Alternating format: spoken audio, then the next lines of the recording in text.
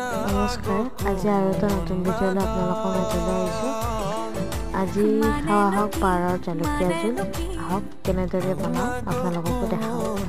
এয়া পাৰ ধুনীয়াকৈ কাটি লৈছোঁ আৰু লগতে পিঁয়াজ, আলু, নহৰু এটা পেষ্ট আৰু জালুক আৰু যি লাগে সেইখিনি একেলগে ৰেডি কৰি লৈছোঁ আৰু কেৰাহী বহাই দিছোঁ। এয়া তাত তেল দিছোঁ আৰু লগতে যিখিনি গোটা মছলা আছে তাতে দি দিছোঁ আৰু ধুনীয়াকৈ ভজা যোৱাৰ পিছত পিঁয়াজখিনি দি দিছোঁ আৰু যিখিনি মছলা লাগে সেইখিনি দিছোঁ আৰু যোনে যি মছলা খায় তেনেকৈ ব্যৱহাৰ কৰিব পাৰে। আৰু লগতে আমি আলু দি দিছোঁ। আলু দিয়াৰ পিছতে মাংসখিনি বহাই দিছোঁ।